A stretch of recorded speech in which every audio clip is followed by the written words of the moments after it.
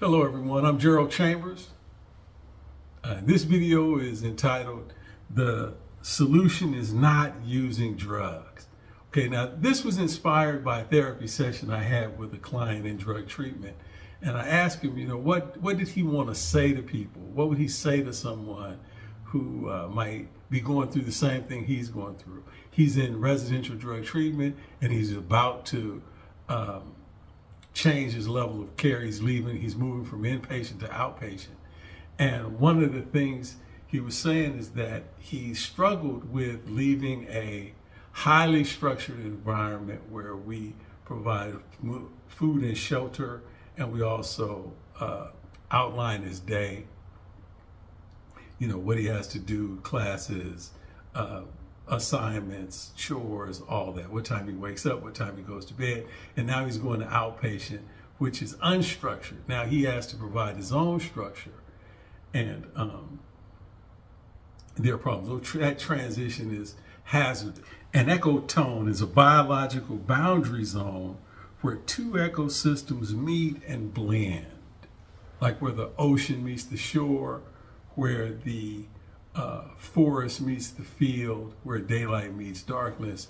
Those places are active. You can be ambushed, swept out to sea, attacked. So those transitions have to be managed.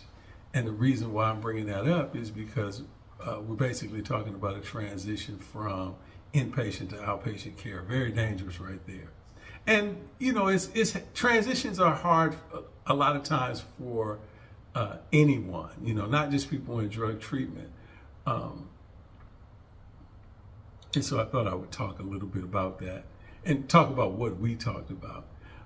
He said one of his problems once he left treatment was that he would overload himself with things to do.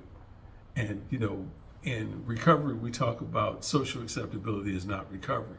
So you can do a whole bunch of things, but if you're not working on the right thing, it can be a problem. And then another problem he was having is not really understanding the assignment, that the most important thing he had to do was stay clean, and then he would revisit the familiar. And the rule is if you don't do something different, you'll go back to what you were doing. And so we were just kind of talking about that. And like when he gets out, he's subject to his compulsive habits. He's not checking in with anybody. He's not staying in an atmosphere of recovery. And as a result, he's operating on what we call self-will, just his own thoughts, his own ideas, without running that by anybody. And the thing that we say to people is that if you don't do something different, you'll go back to what you were doing. And that's what he was talking about. And I think this is just a good thing to talk to anybody about, not just recovering people, but like, how do you manage transitions? Now in recovery, we suggest that you do 90 meetings in 90 days. That's go to a meeting a day for 90 days. Don't use in between. That's a way to get through transitions.